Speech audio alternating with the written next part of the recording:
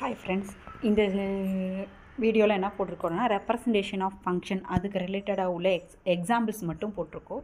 Exercise next வீடியோவில் போகிறோம். This video is sponsored by genreview.online. genreview.online is one of the part of the review websites. Okay, hi friends. Next topic வந்து representation of functions. அதை பற்றி நம்ம ஏற்கனவே நிறைய definitions இதிலே பார்த்துட்டோம். ஸோ அதனால் அதில் image, pre image, domain, codomain எல்லாத்த பற்றியுமே பார்த்துட்டோம். இதில் வந்து வெர்டிக்கல் லைன் செட் இதுதான் டெஃபினேஷன். வெர்டிக்கல் லைன் செட் என்னென்னா, ஒரு கிராஃப் எடுக்கும்போது அந்த கிராஃபில் வந்து ஒரு லைன் வெர்டிக்கலாக போடும்போது அதில் நீங்கள் ஏதாவது ஒரு கர்வ் போடும்போது, ஃபார் எக்ஸாம்பிள் இதே எடுத்துக்கிட்டிங்கன்னா இந்த லைனில் இந்த கிராஃப் வந்து டச் ஆகலை. ஸோ அப்போ இது வெர்டிக்கல் லைன் இல்லை. இப்போ இந்த லைனில் இங்கே PQன்னு 2 பாயிண்டில் வந்து இன்டர்செக்ட் ஆகுது. ஸோ அப்போ அது வெர்டிக்கல் லைன். ஸோ அதை தான் இங்கே சொல்லியிருக்காங்க. A curve drawn in a graph represents a function if every vertical line intersect the curve at least ஒரு பாயிண்டாவது இதில் வந்து வெர்டிக்கல் லைன் வந்து கர்வில் டச் ஆகிருந்துச்சுன்னா அது வந்து வெர்டிக்கல் லைன் சொல்கிறாங்க. நெக்ஸ்ட்டு வந்து example 1.10 using vertical line test. இந்த கிராஃப் 4 கிராஃப் கொடுத்துருக்காங்க இல்லையா, இந்த 4 கிராஃபில் எந்த கிராஃப் வந்து வெர்டிக்கல் லைனு எது வெர்டிக்கல் லைன் இல்லை அப்படிங்கிறத நம்ம கண்டுபிடிக்க சொல்லியிருக்காங்க.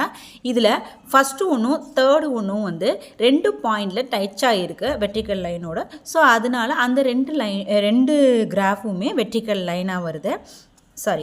2 பாயிண்டில் வருது. அட்லீஸ்ட் ஒன்லி 1 பாயிண்டில் தான் வரணும் வெர்டிக்கல் லைனாக இருந்தால். ஸோ இது ரெண்டுமே 2 பாயிண்டில் வர்றதுனால அது வந்து to not represent a function. இது வந்து ஃபங்க்ஷனாக முதல்ல ரெப்ரசன்ட் பண்ண முடியாது.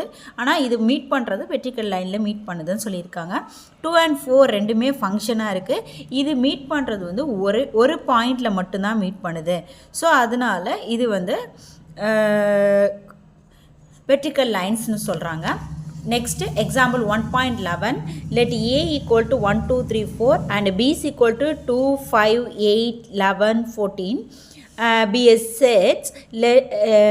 ஒரு 2 செட் கொடுத்துட்டாங்க. ஒரு ஃபங்க்ஷன் வந்து ஏலேருந்து பிக்கு போகுதுன்னு சொல்லிட்டாங்க. அதை எப்படி டிஃபைன் பண்ணியிருக்காங்கன்னா f(x) equal to 3x minus 1ன்னு டிஃபைன் பண்ணியிருக்காங்க. இந்த ஃபங்க்ஷனை வச்சு நம்ம என்ன கண்டுபிடிக்க போகிறோம்னா, arrow diagram, table form as a set of order per in a graphical form கண்டுபிடிக்க போகிறோம். இது எல்லாமே ஆல்ரெடி நம்ம ரேஞ்சில் பார்த்தது தான். ரெண்டு செட்டையும் எழுதிக்கிட்டோம். f(x) நமக்கு கொடுத்துருக்க ஃபங்க்ஷன் என்னென்னு எழுதிக்கிட்டோம். ஒரு ஃபங்க்ஷன்லேயும் ஏல இருக்க ஒரு வேல்யூ போடும்போது பியில் இருக்க ஒரு வேல்யூஸ் கிடைக்குது. ஸோ அதை வச்சு நம்ம ஆரோ டயக்ராம் வரையும். இதில் வந்து 14க்கு வந்து மேப்பிங் இல்லை. நெக்ஸ்ட்டு நமக்கு எதெல்லாம் மேப்பிங் இருக்கோ அதை மட்டும் டேபிள் ஃபார்மில் எழுதுகிறோம். தென் அதோட செட் ஆஃப் ஆர்டர் பர்ல அந்த ஃபங்க்ஷனோட வேல்யூஸ் எல்லாம் எழுதுகிறோம். இது எல்லாமே அப்படியே ரேஞ்சில் பார்த்ததே தான். நெக்ஸ்ட்டு இதை வந்து கிராஃபிக்கல் மெத்தடில் போடுறோம். கிராஃபிக்கல் மெத்தடில் போடும்போது அதோட பாயிண்ட்ஸ் வந்து நோட்டேட் பண்ணுறோம். கிராஃபில் போட்டிங்கன்னா ரொம்ப அக்யூரேட் தெரியும். ஸோ நான் இதில் போட்டிருக்கிறதுனால அந்தளவுக்கு அக்யூரேட்டாக இருக்காது. இதில் வந்து ஃபஸ்ட்டு பாயிண்ட் என்னென்னா 1,2. ஸோ அதனால் இங்கே வருது. அதே மாதிரி ரெண்டாவது 2 போடும்போது 2,5, 3 போடும்போது 3,8, 4 போடும்போது 4,11. இதே மாதிரி அந்த ஃபஸ்ட் ஏல இருக்க பாயிண்ட் எல்லாமே இந்த பாயிண்டில் இருக்குது பியில். நெக்ஸ்ட்டு வந்து types of function. Types of ஃபங்க்ஷனுங்கும்போது நிறைய டைப் ஆஃப் ஃபங்க்ஷன் பார்த்தோம். 1 on 2, பைஜெக்ஷன், அந்த மாதிரி நிறைய ஃபங்க்ஷனோட டெஃபினிஷன்ஸ் அந்த எக்ஸாம்பிள்ஸ் வந்து நம்ம ஆல்ரெடி பார்த்துட்டோம். இதுவும் ஒரு இல்லஸ்ட்ரேஷன் தான். இதில் வந்து 2 செட் கொடுத்துட்டாங்க. அதிலேருந்து ஒரு ஃபங்க்ஷன் கொடுத்துருக்காங்க. 1,a, 2,b, 3,d, 4,dன்னு அந்த ஃபங்க்ஷனை மேப் பண்ணி டயக்ராமில் எழுதிக்கிட்டாங்க. டிஃப்ரெண்ட் எலமெண்ட் இன் ஏ, வேறு எலமெண்ட் வந்து ஏல இருக்கும்போது டிஃப்ரெண்ட் இமேஜ் வேறு எலமெண்ட்டுக்கு வேறு இமேஜஸ் இருக்குது. ஸோ அப்போ இது என்னதுன்னா எஃப் வந்து 1 ஃபங்க்ஷன். ஒன்றுக்கும் ஒரு ஃபங்க்ஷன் இருக்கிறதுனால அது 1 ஃபங்க்ஷன் சொல்கிறாங்க. தென் அடுத்தது இன்னொரு ஃபங்க்ஷன் எடுத்துக்கிறாங்க. அந்த ஃபங்க்ஷனை ஜின்னு எடுத்துக்கிறாங்க. ஜி எப்படி இருக்குன்னா 1, B 2, B 3, C 4, Eன்னு இருக்குது. இதை வந்து மேப்பிங் பண்ணுறோம். இதில் ஜிங்கிறது ஃபங்க்ஷன் தான். ஜிங்கிற ஃபங்க்ஷன் வந்து ஏலேருந்து பிக்கு போகுதுன்னு சொல்லியிருக்காங்க. ஜி ஆஃப் 1ம் ஜி ஆஃப் 2க்கும் ஈக்குவல் பியில் தான் மேப் ஆகிருக்கு. பட் என்னென்னா 1ம் 2ம் ஈக்குவல் கிடையாது அப்படின்னு சொல்லியிருக்காங்க. ரெண்டு வேறு வேறு எலமெண்ட் வந்து செட்டு ஏல வந்து ஒரே மாதிரி இதில் மேப் ஆகுதுன்னு சொல்லியிருக்காங்க. அப்புறம் மெனி ஒன்னா நிறைய இது சேர்ந்து ஒரே இடத்துல மேப் ஆகுறது சொல்லுவோம் இல்லையா, அதை தான் மெனி ஒன்னு சொல்லுவோம். இதில் இந்த இல்லஸ்ட்ரேஷனில் அதை பார்க்கலாம். அதில் வந்து ஏபின்னு 2 செட்டு கொடுத்துட்டாங்க. அதுக்கு ஒரு ஃபங்க்ஷன் கொடுத்துருக்காங்க. இந்த ஃபங்க்ஷன் வந்து ஏலேருந்து பி போகுது. இதில் இருக்க டிஃப்ரெண்ட் எலமெண்ட் வேறு எலமெண்ட் 1, 2வும் ஏங்கிற ஒரே வேல்யூக்கு, அதாவது பியில் இருக்க ஏங்கிற ஒரே வேல்யூக்கு மேப் ஆகிருக்கு அப்படிங்கிறத சொல்கிறாங்க. அப்போ many one function. For example நீங்கள் இங்கே எடுத்தோம் இல்லையா ஜிங்கிற ஃபங்க்ஷன், இந்த ஃபங்க்ஷனே எக்ஸாம்பிள் எடுத்துக்கலாம். இங்கே 2 இருக்குது, அது ரெண்டுமே ஏல கொண்டு போய் பியில் மேப் ஆகுதுன்னு நம்ம சொல்கிறோம் இல்லையா, அதே இதுதான் இங்கே மெனி ஒனுக்கு எக்ஸாம்பிளாக கொடுத்துருக்காங்க. அடுத்து ஆன் டு ஃபங்க்ஷன்னா என்னென்னு ஆல்ரெடி நம்ம பார்த்துருக்கோம். அதுலேருந்து 2 செட்டு, அதே சேம் 2 செட் கொடுத்துருக்காங்க. அதுக்கு டயக்ராம் போட்டாங்க. டயக்ராம் போட்டு எதுக்கு மேப் ஆகுதுன்னு சொல்லிட்டாங்க. அப்போது இதோட ரேஞ்ச், அதாவது ரேஞ்ச் ஆஃப் எஃப்னு சொல்லும்போது LMN சொல்லுவோம். இது ஆல்ரெடி பார்த்துருக்கோம். இது ஏ, இது பி, அதுதான் பிக்கு ஈக்குவலாக இருக்குது. அதனால் இது வந்து ஆன் டு ஃபங்க்ஷன் சொல்கிறாங்க. இன்டு ஃபங்க்ஷன்னா என்னென்னா 1 மாதிரியே வரக்கூடியது தான் இன்டு ஃபங்க்ஷனும். ஏபின்னு 2 செட்டு கொடுத்துட்டாங்க. அதுக்கு ஒரு ஃபங்க்ஷன் நடக்குது. அதுக்கு ரேஞ்ச் ஆஃப் எஃப் கண்டுபிடிக்கும் போது WZX அதை மாற்றி போட்டிருக்காங்க. இது வந்து பியோட சப்செட்டாக இருக்குது. ஸோ அதனால் இது இன்டு ஃபங்க்ஷன் அப்படின்னு சொல்லியிருக்காங்க. தென் இவ்வளோ நேரம் வெர்டிக்கல் லைன் பார்த்தோம். அடுத்தது horizontal line. A function represent in a graph is 1, 1. ஒரு ஃபங்க்ஷனில் உள்ள கிராஃப் வந்து 1, 1 இருக்கணும். அடுத்து ஹரிசாண்டல் லைனில், அதில் என்ன சொன்னோம், வெர்டிக்கல் லைனில் டச் ஆகிருக்கணும் ஒரே ஒரு பாயிண்டில் அப்படின்னு சொன்னோம். அட் த சேம் இதுவும் ஹரிசாண்டல் லைனில் இன்டர்செக்ட் ஆகிருக்கணும். அதுதான் ஹரிசாண்டல் லைன் டெஸ்ட்டு. இதில் வந்து ஒரு எக்ஸாம்பிள் கொடுத்துருக்காங்க. இந்த மாதிரி லைன் போட்டுட்டு இதுதான் ஹரிசாண்டல் லைன். இந்த ஹரிசாண்டல் லைனில் ஒரு கர்வ் போடுறோம். அந்த கர்வ் வந்து பிங்கிற பாயிண்டில் டச் ஆகுது. அட் த சேம் இதில் எடுத்தோன்னா இதில் வந்து 2 பாயிண்டில் டச் ஆகுது. அதனால் இது வந்து 1 ஃபங்க்ஷன் இல்லை அப்படின்னு சொல்லியிருக்காங்க.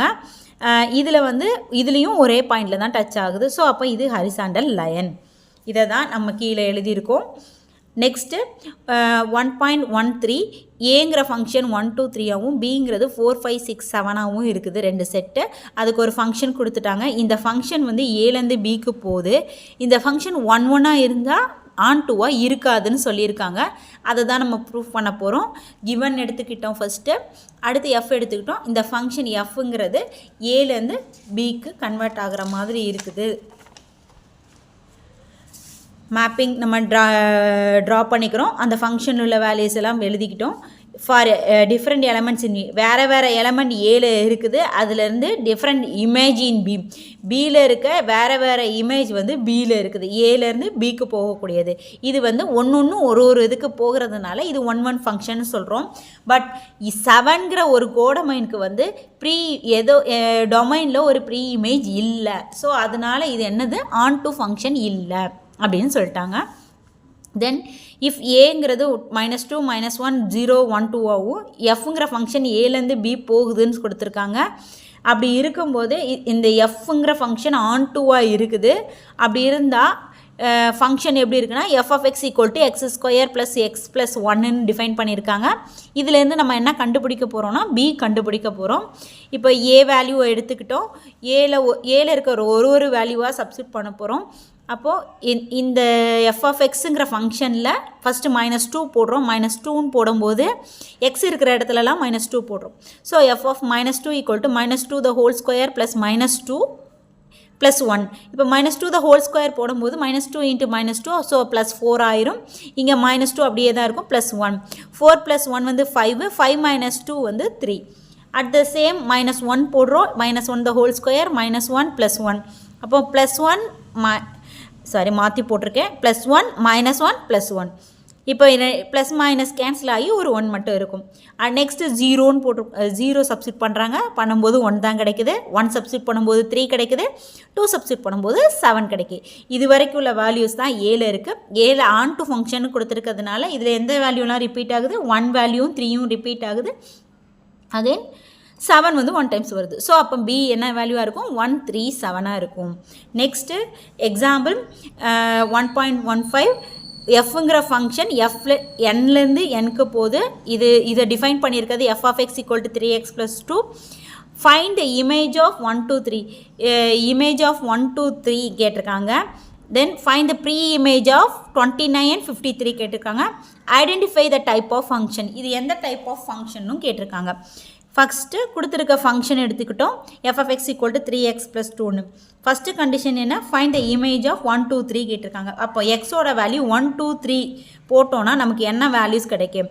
இப்போ இங்கே 3x plus 2, இங்கே 1 போடும்போது 3 into 1 plus 2, அப்போ 3 plus 2 5ன்னு வருது. 2 போடும்போது 3 into 2 plus 2ன்னு வரும். 6 plus 2 8ன்னு வரும். f of 3 போடும்போது 3 into 3 plus 2 9 plus 2 வந்து 11. அப்போ இதெல்லாம் இமேஜாக கிடைக்குது. அதுக்கடுத்து நெக்ஸ்ட் என்ன கொடுத்துருக்காங்கன்னா ப்ரீ இமேஜ்னு கொடுத்துருக்காங்க.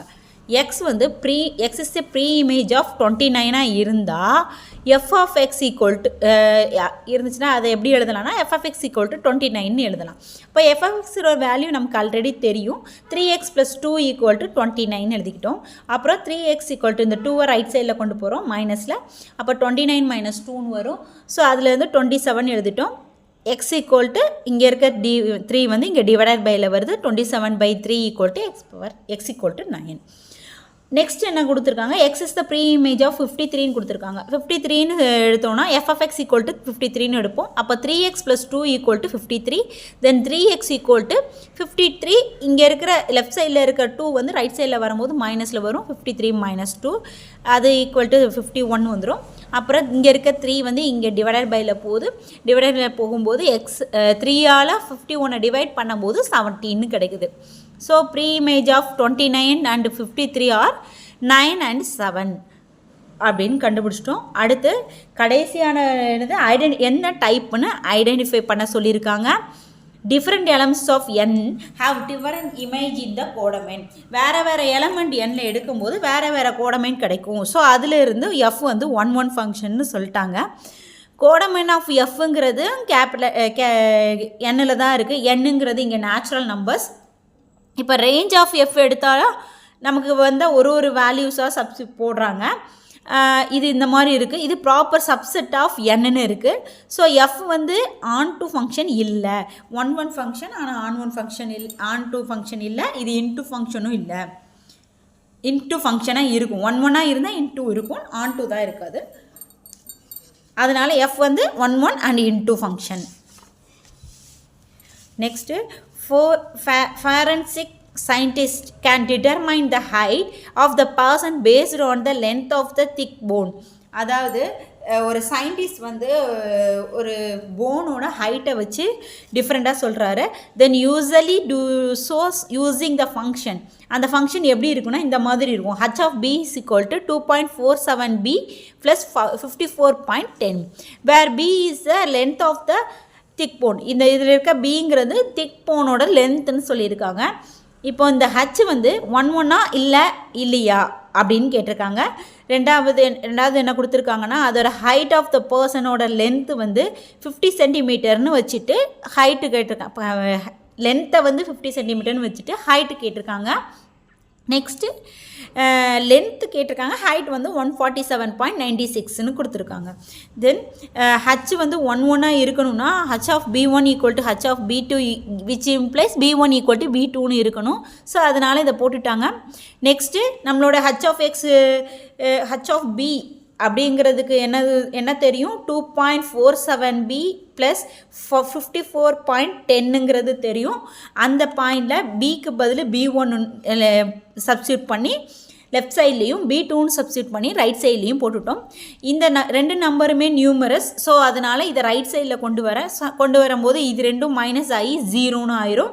இப்போ இது ஈக்குவல் டு இதுன்னு இருக்கும். ரெண்டு பக்கமுமே இருக்கிறதுனால இதை ரைட் சைடில் கொண்டு வரும்போது டிவைடில் வரும். ஸோ இதுவும் கேன்சல் ஆகி B1 ஈக்குவல் டு B2ன்னு கிடச்சிரும்.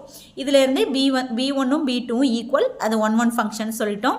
Length of the thigh bone B வந்து 50 அப்படின்னு எடுத்துக்கிட்டோன்னா B இருக்கிற இடத்துல 15 சப்ஸ்டியூட் பண்ணுறோம். அப்போ 2.47 × 50 + 54.10. நெக்ஸ்ட்டு இது ரெண்டையும் மல்டிப்ளை பண்ணும்போது 123.50 + 54.10. நெக்ஸ்ட்டு இது ரெண்டையும் ஆட் பண்ணும்போது நமக்கு இதே வேல்யூ கிடைக்குது. இதே மாதிரி அடுத்தது என்ன கொடுத்துருக்காங்கன்னா ஹைட்டு கொடுத்துருக்காங்க.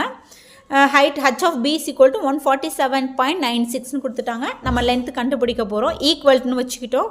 ஸோ லெஃப்ட் சைடில் இருக்கிறது ரைட் சைடில் கொண்டு வரும். ரைட் சைடில் கொண்டு வரும்போது மைனஸில் வரும். ஸோ இந்த வேல்யூஸ் கிடைக்கும். நெக்ஸ்ட்டு மைனஸ் பண்ணும்போது அதோட டிஃபரன்ஸ் வேல்யூ இது கிடைக்குது. அப்புறம் இதை டிவைட் பண்ணணும். டிவைட் பண்ணும்போது பியோட வேல்யூ கிடைக்குது. ஸோ அப்போ நமக்கு தேவையான லென்த் கிடச்சிருச்சு. இன்னும் some special cases of functions இருக்குது. அதில் என்ன கேசஸ்னால் கான்ஸ்டன்ட் ஃபங்க்ஷன். இது கூட நம்ம ஆல்ரெடி டெஃபினேஷனில் பார்த்துருப்போம். ஒரு ஃபங்க்ஷன் A to Bயில் போகும்போது அந்த கான்ஸ்டன்ட் ஃபங்க்ஷன் எப்படி இருக்கும்னா f(x) = c இருக்கும். இதில் இருக்க x வந்து ஏங்கிற செட்லேயும் சிங்கிறது பிங்கிற செட்லேயும் இருக்கும்னு சொல்லியிருக்காங்க. அதை பற்றி ஒரு இல்லஸ்ட்ரேஷன் கொடுத்துருக்காங்க. A, B ரெண்டு செட் எடுத்துக்கிட்டாங்க. இதை மேப் பண்ணியிருக்காங்க. இது எல்லாமே ஒரே இடத்துல மேப் ஆகிருக்கு. ஸோ அப்போ இது வந்து கான்ஸ்டன்ட் ஃபங்க்ஷன். ரேஞ்ச் ஆஃப் எஃப்ங்கிறது 3, எஃப் வந்து கான்ஸ்டன்ட் ஃபங்க்ஷன் சொல்லிட்டாங்க. ஐடென்டிட்டி ஃபங்க்ஷன் இது கூட நம்ம அதில் பார்த்துருப்போம்.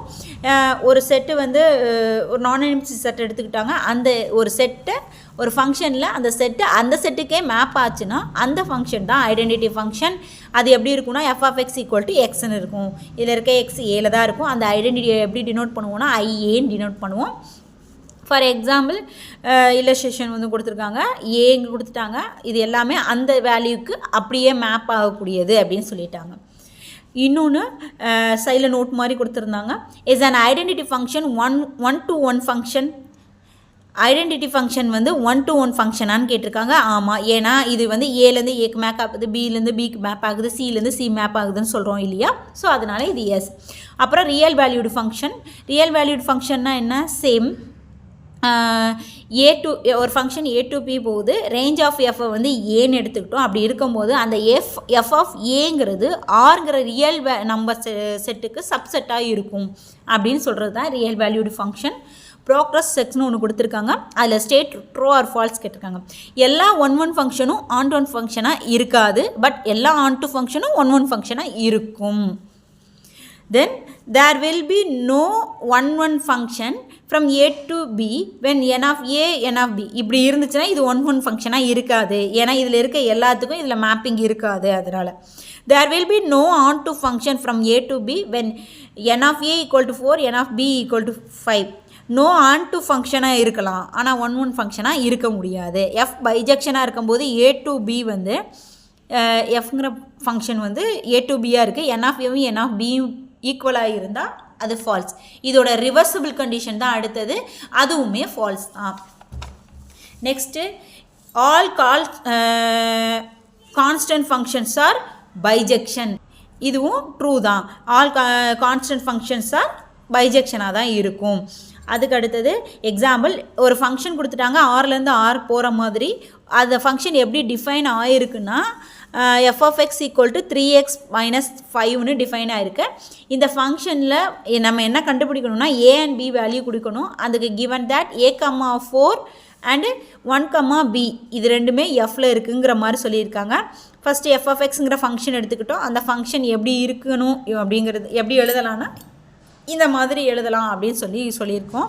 தென் A, 4 அப்படிங்கிறது மீனிங் என்னென்னா இமேஜ் ஆஃப் ஏங்கிறது 4. அப்போ f of A = 4 இருக்குது.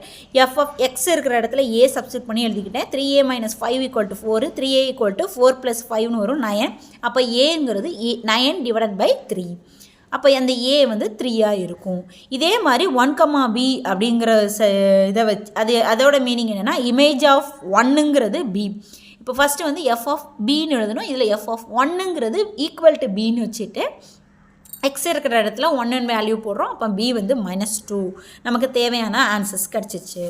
அடுத்தது லாஸ்ட்டு எக்ஸாம்பிள் 1.18 வந்து ஒரு ஃபங்க்ஷன் ஆர்லேருந்து ஆர் போகும்போது ஒரு ஃபங்க்ஷன் f(x) இந்த மாதிரி கொடுத்துருக்காங்க. இதிலிருந்து நம்ம கண்டுபிடிக்கக்கூடியது என்னென்னா f(4), f(-2), f(4 + 2 × f(1), அடுத்தது f(1 - 3 × f(4) / f(-3). இப்போ இதுக்கு சொல்யூஷனுக்கு ஃபஸ்ட்டு ஒரு நம்பர் லைன் போட்டுக்கிட்டோம். நம்பர் லைன் போட்டுட்டு இதில் ஃபஸ்ட்டு என்ன கொடுத்துருக்காங்க 2x + 3 2x + 7 அப்படிங்கிறது x <-2ன்னு கொடுத்துருக்காங்க. அப்போ லெஸ்தன்னா -2ஓட கம்மியாக இருக்கிறது. அப்போ இது இந்த வேல்யூ இது வந்து ஒரு interval, first interval. Second interval என்ன -2லேருந்து 3ன்னு கொடுத்துருக்காங்க. அப்போ இந்த -2லேருந்து 3 வரைக்கும் செகண்ட் இன்டர்வல். தேர்ட் இன்டர்வல் என்ன கொடுத்துருக்காங்க 3ஐ விட பெருசாக இருக்கும்னு கொடுத்துருக்காங்க. ஸோ அதனால் 3க்கு அப்புறம் இருக்கிறதெல்லாம் அப்படிங்கிற மாதிரி 3 பார்ட்டாக பிரிச்சிட்டோம். For given value of X கொடுத்துருக்க வேல்யூ எக்ஸு அப்படிங்கிறத ஏன்னு எடுத்துக்கிட்டோம். இதிலேருந்து இந்த பாயிண்ட் ஏங்கிறது ஒரு இன்டர்வலில் ஏதோ ஒரு இடத்துல லொக்கேட் ஆகிருக்கு. அப்போ நம்ம என்ன கண்டுபிடிக்க போகிறோம் f(a) தான் கண்டுபிடிக்க போகிறோம்னு சொல்லியிருக்காங்க. பர்டிகுலராக நமக்கு ஃபஸ்ட்டு என்ன வேல்யூ ஃபைண்ட் பண்ண சொல்லியிருக்காங்கன்னா f(4) ஃபைண்ட் பண்ண சொல்லியிருக்காங்க ஃபஸ்ட்டு இதில். ஸோ அதனால் f(4) ஃபைண்ட் பண்ணோம்னா x = 4ன்னு சொல்கிறோம். அது வந்து தேர்ட் காலத்தில் இருக்குது, தேர்ட் இன்டர்வலில் இருக்குது. f(x) எழுதிக்கிட்டோம். இதில் x = 4ன்னு வச்சு பண்ணோன்னா f(x)ங்கிற ஃபங்க்ஷன் எழுதுக்கணும். 3x - 2ன்னு வருது. f(4) அப்படிங்கிறது எக்ஸ்க்கு பதில் 4 சப்ஸ்டியூட் பண்ணுறோம். 3 × 4 - 2 அப்போ 12 - 2 = வருது. எக்ஸ் வந்து இது ஃபஸ்ட்டு வேல்யூ கண்டுபிடிச்சிட்டோம். அடுத்து செகண்ட் வேல்யூ -2ன்னு சப்ஸ்டியூட் பண்ணி -2² - 2 இப்போ 4 - 2ங்கிறது 2. நெக்ஸ்ட்டு நம்ம என்ன கண்டுபிடிக்கணும்னா f(4 + 2 × f(1) கண்டுபிடிக்கணும். ஃபஸ்ட்டு கண்டிஷன்லேருந்து f(4) வந்து 10ன்னு கண்டுபிடிச்சிட்டோம். அப்புறம் f(1) ஃபைண்ட் பண்ணுறோம். எக்ஸ்க்கு பதில் 1ங்கிற வேல்யூ சப்ஸ்டியூட் பண்ணும்போது நமக்கு -1ன்னு கிடைக்குது. ஸோ f(4 + 2 × f(1) கண்டுபிடிக்கும் போது 10 + 2 × -1 அப்போ 10 - 2 வந்து 8 கிடைக்குது. தென் f(1) வந்து -1ஆகவும் f(4) வந்து 10ஆகவும் இருக்குது. அப்போ நம்ம என்ன கண்டுபிடிக்கணும் f(-3) கண்டுபிடிக்கணும். எக்ஸ்க்கு பதில் -3 சப்ஸ்டியூட் பண்ணோன்னா 1ன்னு கிடைக்கி. நம்ம கண்டுபிடிக்கக்கூடிய கண்டிஷன் இது தான். இந்த கண்டிஷனில் அதோட வேல்யூஸை சப்ஸ்டியூட் பண்ணோன்னா இந்த வேல்யூ கிடைக்குது. தேங்க்யூ.